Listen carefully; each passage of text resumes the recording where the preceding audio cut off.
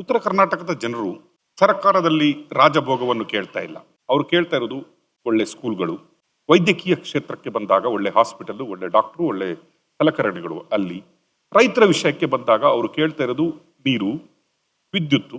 ಅದರ ನಂತರ ಕೇಳ್ತಾ ಇರೋದು ನಮಗೆ ಬೆಳೆದ ಬೆಳೆಗೆ ಒಂದು ರೀತಿಯ ಸೂಕ್ತ ಬೆಲೆ. ಸೂಕ್ತ ಬೆಲೆ ನಮಗೆ ಬರಬೇಕು. ಮೂಲ ಸೌಕರ್ಯದಲ್ಲಿ ನೀವೀಗ ಗ್ರಾಮೀಣಾಭಿವೃದ್ಧಿ ಸಚಿವರು, ಒಳ್ಳೆ ರೋಡ್ಗಳು ಬೇಕು, ಫೆಸಿಲಿಟೀಸ್ಗಳು ಬೇಕು, ಬಸ್ಗಳು ಬೇಕು. ನೀವೀಗ ಮಂತ್ರಿ ಆದಾಗ ನಿಮ್ಗೆ ಏನ್ ಅನಿಸ್ತಾ ಇದೆ, ನಿಮ್ಮ ಗೌರ್ಮೆಂಟ್ ಈ ನಿಟ್ಟಿನಲ್ಲಿ ಯಾವ್ಯಾವ ಕಾರ್ಯಕ್ರಮಗಳನ್ನು ಮಾಡ್ತಾ ಇದೆ ಅಂತ? ನೋಡಿ, ಆಸ್ ಅ ಗೌರ್ಮೆಂಟ್ ನಾವು ಭಾಳ ಸ್ಪಷ್ಟವಾಗಿ ನಮ್ಮ ಆದ್ಯತೆಗಳನ್ನು ನಾವು ಜನರ ಮುಂದೆ ಇಟ್ಟಿದ್ದೀವಿ. ನೀವು ಬಜೆಟ್ ಅಲೋಕೇಶನ್ಗಳು ನೋಡಿದ್ರೆ ಹೆಚ್ಚು ಹೊತ್ತು ಗ್ರಾಮೀಣ ಅಭಿವೃದ್ಧಿ, ನೀರಾವರಿ, ತೋಟಗಾರಿಕೆ, ಕೃಷಿ ಇದಕ್ಕೆ ಹೆಚ್ಚಾಗಿದೆ. ನೀವು ಬೇಕಾದರೆ ನಮ್ಮ ನಾಳೆ ನಾಡದ್ರಲ್ಲಿ ನಮ್ಮ ಸಪ್ಲಿಮೆಂಟರಿ ಬಜೆಟು ಬರುತ್ತೆ. ನೀವು ನೋಡಿ, ಒಂದು ಆರ್ಥಿಕ ಸ್ಥಿರ ಬದುಕನ್ನು ಕಟ್ಕೊಡ್ಲಿಕ್ಕೆ ಅದು ಕಾರ್ಮಿಕರಿಗಿರ್ಬೋದು, ರೈತರಿಗಿರ್ಬೋದು, ಯುವಕರಿಗಿರ್ಬೋದು, ವಿದ್ಯಾರ್ಥಿಗಳಿಗಿರ್ಬೋದು, ನಮ್ಮ ಮಹಿಳೆಯರಿಗಿರ್ಬೋದು, ಎಲ್ಲರಿಗೂ ಒಂದು ಪ್ರಯತ್ನ ಮಾಡ್ತಾನೇ ಇದ್ದೀವಿ.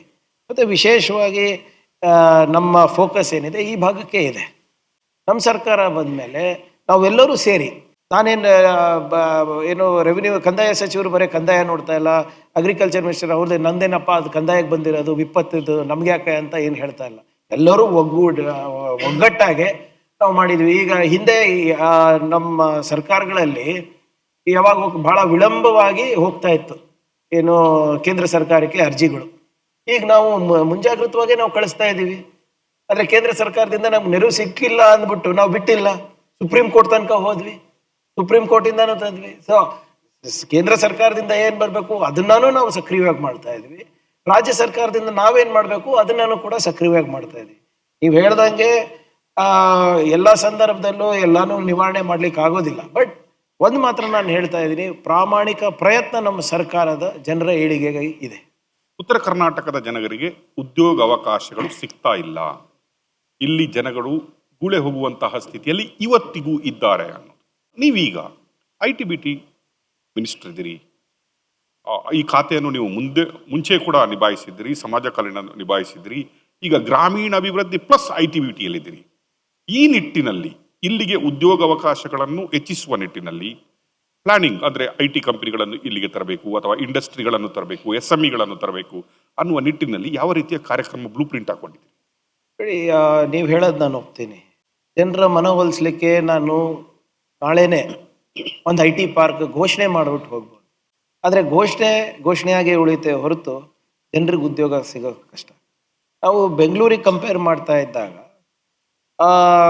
ಬೆಂಗಳೂರಿನ ಏನು ಎಕೋಸಿಸ್ಟಮ್ ಅಂತ ಏನಿಲ್ಲ, ಅಲ್ಲಿನ ವಾತಾವರಣ ಏನಿದೆ, ಬಂಡವಾಳ ಆಕರ್ಷಣೆ ಮಾಡೋದು ಅದು ಓವರ್ನೈಟ್ ಆಗಿಲ್ಲ ಸರ್. ಅದು 30-40 ವರ್ಷದಿಂದ ನಿರಂತರ ಪ್ರಯತ್ನ. ಸೊ ಇವತ್ತು ಬಂಡವಾಳ ಬೇಕಾದರೆ ನಮ್ಗೇನು ಬೇಕು? ಮೊದಲು ಶಿಕ್ಷಣ ಬೇಕು, ಅದ ಮೇಲೆ ತರಬೇತಿ ಬೇಕು, ಅದ್ರ ಮೇಲೆ ನೀವು ಹೇಳ್ದಂಗೆ ಇನ್ಕ್ಯುಬೇಟರ್ಸ್ ಅಂತ ಏನಿರ್ತದೆ ಅದನ್ನು ನಾವು ಪ್ರಾಯೋಗಿಕವಾಗಿ ಮಾಡಬೇಕು. ಅದಾದಮೇಲೆ ನೀವು IT ಪಾರ್ಕನ್ನು ಘೋಷಣೆ ಮಾಡಿಬಿಟ್ಟು ಅದಕ್ಕೆ ತಕ್ಕಂಥ ಅನುದಾನ ಕೊಟ್ಟು ಪಾಲಿಸಿಗಳನ್ನು ಇದ್ದರೆ ಬರ್ತಾರೆ. ನಮ್ಮ ಸರ್ಕಾರದಲ್ಲಿ ಬೆಂಗಳೂರಿನಲ್ಲಿ ನೀವು ಬಂಡವಾಳ ಹಾಕ್ತಾ ಇದ್ರೆ ನಿಮ್ಗೆ ಯಾವುದೇ ರೀತಿಯಾದಂಥ ರಿಯಾಯಿತಿಗಳು ಕೊಡ್ತಾ ಇಲ್ಲ, ಸಬ್ಸಿಡೀಸ್ ಇಲ್ಲ, ಇನ್ಸೆಂಟಿವ್ಸ್ ಇಲ್ಲ. ನಮ್ಮದು ಕಾನ್ಸೆಪ್ಟೇ ಏನಿದೆ, ಬಿಯಾಂಡ್ ಬೆಂಗಳೂರು ಅಂತಾನೆ ನಮ್ಮದು ಪಾಲಿಸಿ ಇರೋದು. ನೀವು ಬೆಳಗಾವಿನಲ್ಲಿ ಇನ್ವೆಸ್ಟ್ಮೆಂಟ್ ಮಾಡ್ತಾ ಇದ್ರೆ ನಿಮ್ಗೆ ಹೆಚ್ಚಿನ ಇನ್ಸೆಂಟಿವ್ಸ್ ಕೊಡ್ತೀವಿ, ರಿಯಾಯಿತಿಗಳು ಕೊಡ್ತೀವಿ. ನೀವು ಕಲಬುರಗಿನಲ್ಲಿ ಮಾಡ್ತಾ ಇದ್ರೆ ಹೆಚ್ಚಿನ ಇನ್ಸೆಂಟಿವ್ಸ್ ಕೊಡ್ತೀವಿ. ಸೊ ನೀವು ಹೇಳ್ದಂಗೆ ನಮ್ಮ ಬಂಡವಾಳ ಏನು ಈ IT ಕಂಪನಿಗಳಿರ್ಬೋದು, ಮ್ಯಾನುಫ್ಯಾಕ್ಚರಿಂಗ್ ಕಂಪ್ನಿಗಳಿರ್ಬೋದು, ಎಲ್ಲನೂ ನಾವು ಬೆಂಗಳೂರಿನ ಹೊರಗೆ ತರಲಿಕ್ಕೆ ನಮ್ಮ ಪಾಲಿಸಿಗಳಿದೆ ಇರೋದು. ಈಗ ಬೆಳಗಾವಿದು ಮಾತಾಡಬೇಕಾದ್ರೆ ಹೋದ ಬಾರಿ ನಾನು ಇಲ್ಲಿ ಬಂದು ಎಲ್ಲ ಇಂಡಸ್ಟ್ರಿಯವ್ರ ಜೊತೆ ನಾನು ಚರ್ಚೆ ಮಾಡಿದೆ. ಇಲ್ಲಿ ಭಾಳಷ್ಟು ಪೊಟೆನ್ಷಿಯಲ್ ಇದೆ, ಯಾಕಂದರೆ ಇಲ್ಲಿ ಒಂದು ಎಜುಕೇಷನ್ ಹಬ್ ಕೂಡ ಆಗಿದೆ. ಇದಾಗಿರ್ಬೋದು, ಹುಬ್ಳಿ ಆಗಿರ್ಬೋದು, ಧಾರವಾಡ ಆಗಿರ್ಬೋದು, ಹಬ್ ಇದೆ. ಇದು ಶಿಕ್ಷಣಕ್ಕೆ ಇಲ್ಲಿ ಬಹಳಷ್ಟು ಪೊಟೆನ್ಷಿಯಲ್ ಇದೆ. ನಾನಿಲ್ಲಿ ಅವ್ರ ಜೊತೆ ಚರ್ಚೆ ಮಾಡಿದಾಗ ಅವ್ರು ಹೇಳಿದ್ರು, ಇಲ್ಲ ಸರ್, ಮುಂಚೆ ಕಿಯಾನಿಕ್ಸ್ದು ಒಂದು ಲ್ಯಾಂಡ್ ಇತ್ತು, ಅದು ಇಲ್ಲಿ ಕೆಲಸ ಬರ್ತಾ ಇಲ್ಲ ಅಂತ ಹಿಂದಿನ ಸರ್ಕಾರದವ್ರು ವಾಪಸ್ ರೆವಿನ್ಯೂ ಕೊಟ್ಬಿಟ್ರು. ನೋಡಿ, ಲ್ಯಾಂಡ್ ಯಾರನ್ನ ಬಿಟ್ಕೊಡ್ತಾರ ಸರ್?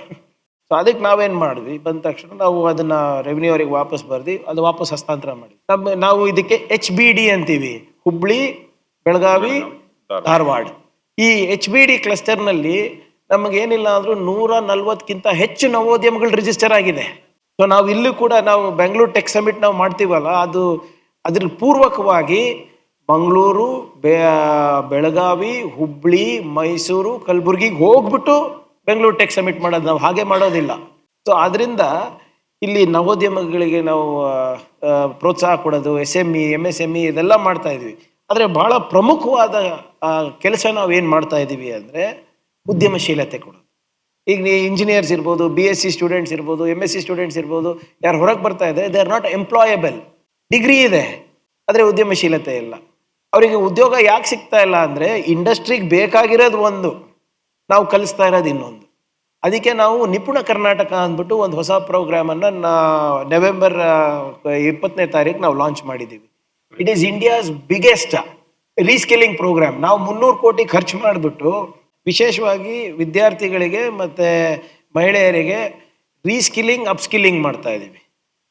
ಸೊ ಇಂಥ ಯೋಜನೆಯಲ್ಲೂ ಇದು ಯಾಕೆ ಮಾಡ್ತಾ ಇದ್ದೀವಿ ಅಂದರೆ ಅವರು ಇಂಡಸ್ಟ್ರಿ ಬೇಸ್ಡ್ ಲರ್ನಿಂಗ್ ಆಗಿಬಿಟ್ಟು ಅವರಿಗೆ ಉದ್ಯೋಗ ಅವಕಾಶಗಳು ಜಾಸ್ತಿ ಇರಬೇಕಂತ. ನಮ್ಮ ನಿಪುಣ ಕರ್ನಾಟಕದ ಕ್ಯಾಚ್ ಲೈನ್ ಏನು ಗೊತ್ತಾ ಸರ್ ತಮಗೆ? Skill locally, work globally. ನಮ್ಮ ಮಾನವ ಸಂಪನ್ಮೂಲ ಏನಿದೆ ಅದನ್ನು ನಾವು ಇಡೀ ವಿಶ್ವಕ್ಕೆ ಕೊಡ್ಬೋದು, ಬರೀ ಇಲ್ಲಲ್ಲ. ಸೊ ನಮ್ಮ ಉದ್ದೇಶ ಏನಿದೆ, ಸರ್ಕಾರದ ನೀತಿ ಮತ್ತು ಯೋಜನೆ ಏನಿದೆ, ಫಸ್ಟು ನೀವು ಹೇಳ್ದಂಗೆ ಬೆಳಗಾವಿನಲ್ಲೇ ಇನ್ವೆಸ್ಟ್ ಮಾಡಿ, ಮಂಗಳೂರಿನಲ್ಲೇ ಇನ್ವೆಸ್ಟ್ ಮಾಡಿ, ಮೈಸೂರಿನಲ್ಲೇ ಇನ್ವೆಸ್ಟ್ ಮಾಡಿ, ಕಲಬುರ್ಗಿನಲ್ಲಿ ಇನ್ವೆಸ್ಟ್ ಮಾಡಿ. ಅದಕ್ಕೆ ಎರಡನೇದು ಅದಕ್ಕೆ ತಕ್ಕಂಥ ಮಾನವ ಸಂಪನ್ಮೂಲ, ಮೂರನೇದು ಅದಕ್ಕೆ ತಕ್ಕಂಥ ಬೇಕಾಗದಂಥ ಇನ್ಫ್ರಾಸ್ಟ್ರಕ್ಚರ್ ಕೊಡ್ತೀವಿ. So it is a progress. ಈಗ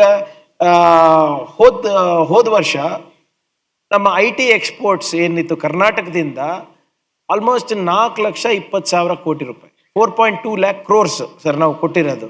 ಅದರಲ್ಲಿ ಮೈಸೂರು, ದಾವಣಗೆರೆ, ತುಮಕೂರು, ಬೆಳಗಾವಿ, ಮಂಗಳೂರು, ಉಡುಪಿ ಇವೆಲ್ಲನೂ ಕೂಡ they have exported close to 3,000 crores. ನಾನು ಹೇಳ್ದಂಗೆ ಆಚಾರ ವಿಚಾರ ಕೆಲಸ ಇದೆ, ಕಾಯಕ ಇದೆ, ಪ್ರಚಾರ ಇಲ್ಲ ನಮ್ಮದು. ಮೈಸೂರಲ್ಲಿ IBM ಕಂಪನಿ ಇದೆ sir, they are ready to expand to triple there ಇದು. ಮೊನ್ನೆ ಉಡುಪಿನಲ್ಲಿರುವಂಥ ಒಂದು ಕಂಪನಿಯನ್ನು ಜಾಪನೀಸ್ ಎಂಟಿಟಿ ಅವ್ರು ಖರೀದಿ ಮಾಡಿದ್ದಾರೆ. ಇವೆಲ್ಲನೂ ನೀವು ಹೇಳಿದಾಗೆ ಇದನ್ನು ಇನ್ನೂ ಹೆಚ್ಚು ಮಾಡಬೇಕಾಗಿದೆ.